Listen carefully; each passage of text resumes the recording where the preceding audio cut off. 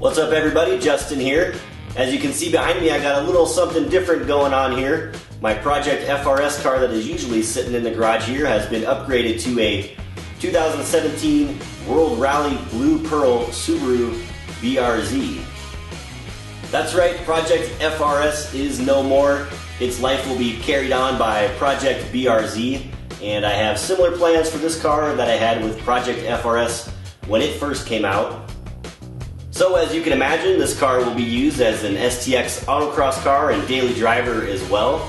I've got all the old parts laying around here in the garage from the FRS, and we're going to swap them into this car here in the near future. I have a couple things I want to do first to the car, like get it broken in, get to 1,000 miles so the engine is in good shape, get it on the dyno for a baseline dyno tune, and then we'll start getting parts on it.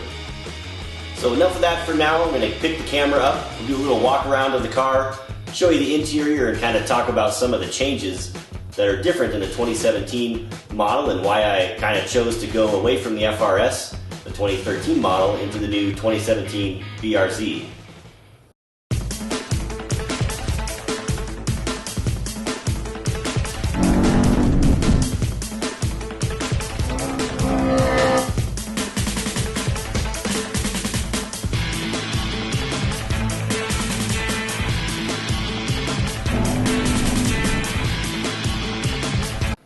Alright, so starting off with a little bit of an exterior view here of the car. Again, this is the World Rally Blue Pearl paints from Subaru, which I love. I think it looks amazing.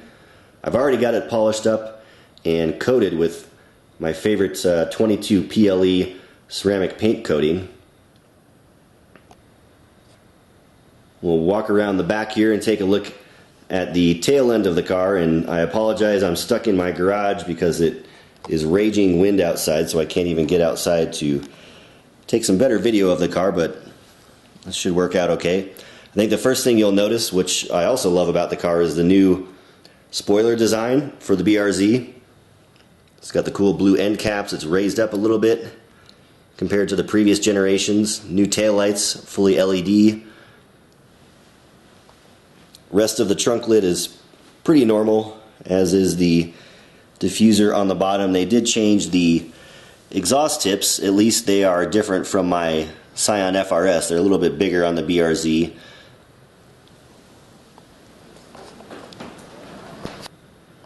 And we'll move up the side of the car.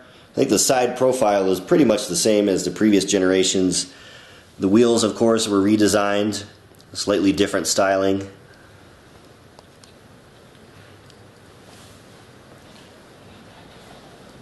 Moving towards the front, and again, apologize about the lack of light. Front fender, a little bit different design than the previous model.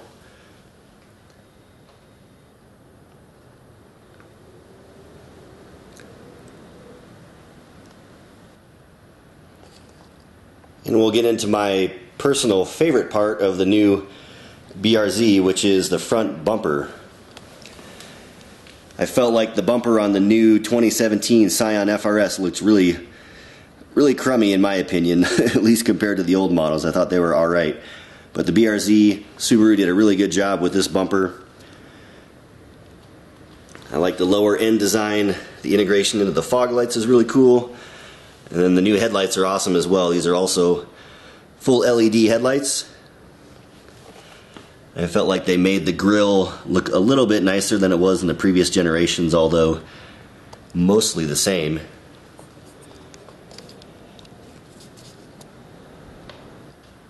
Alright, so first thing I noticed about the BRZ compared to my 2013 Scion FRS is the addition of leather in lots of places. So this car has the nice leather up on the top of the door, as well as down on the armrest area. A little bit of faux carbon fiber-ish down on the buttons and things over here, and then more leather near the speaker. Overall, just a lot nicer interior compared to the FRS, and that just might have been a Scion versus Subaru thing, but that's the biggest things that I notice about this car.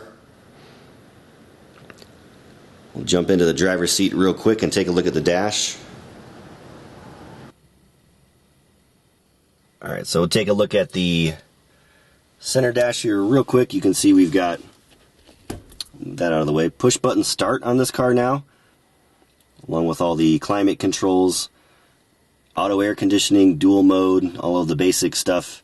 In addition to that, some of those features the FRS did not have, of course. And like I said, the push button start, we've got the full keyless entry, keyless lock management system. So the door handles actually lock and unlock the doors just by touching them in certain areas. Go ahead and push the start button here.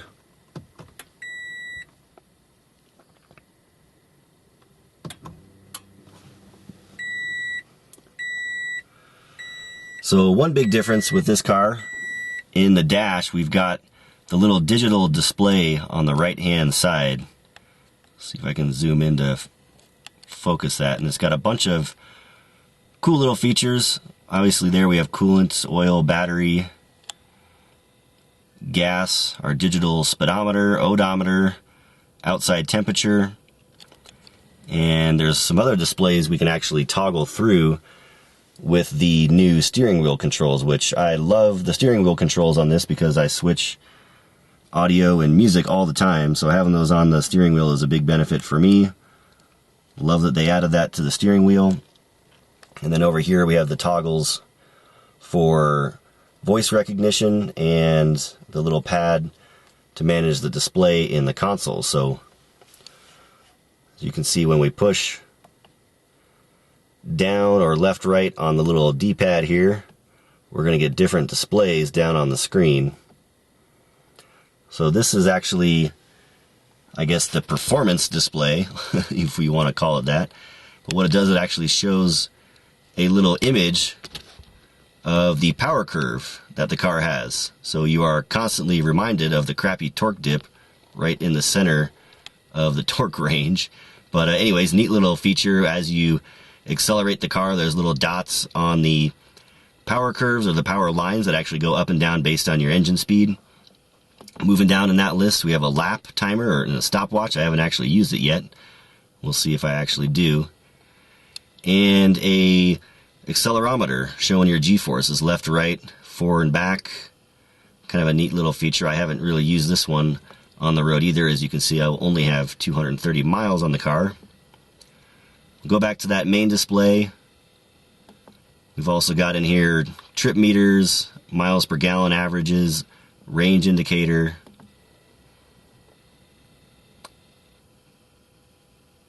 more mileage types of detail. Back to the top, and then there's also a screen. I guess that's your maintenance and warning messages screen. And then over here you can change the welcome screen. You can turn it on or off.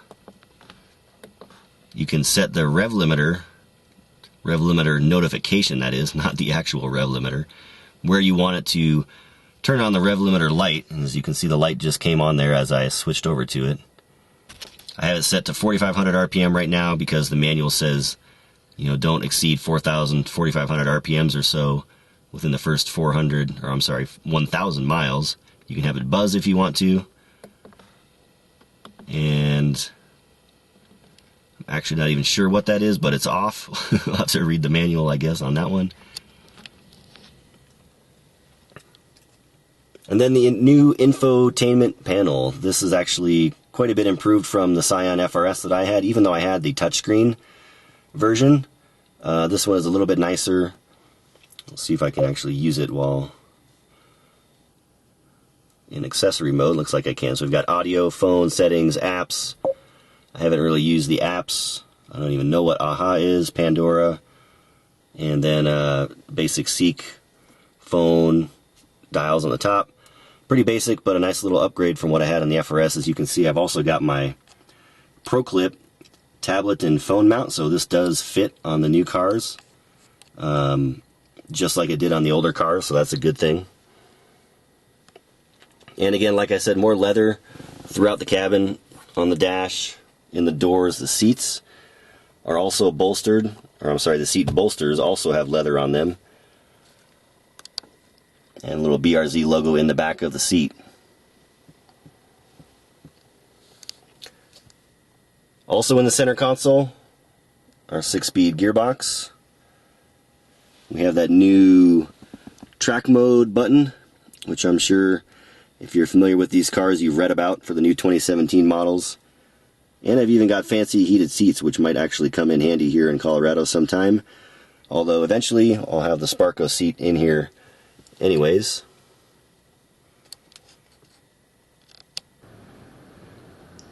Last but not least, we'll take a look underneath the hood here.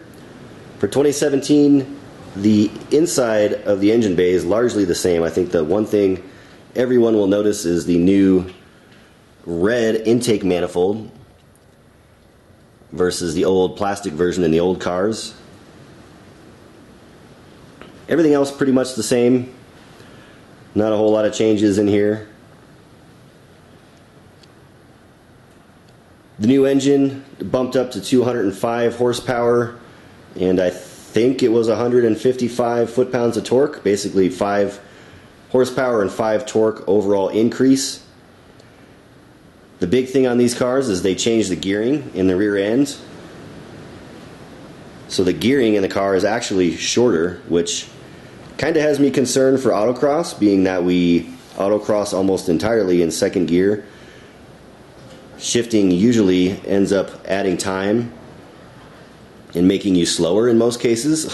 So I am a little bit worried about the second gear on this car and seeing how quick I'm going to be able to go in second gear, if I'll be able to hit that 61, 62 mile an hour limit like I did in the FRS.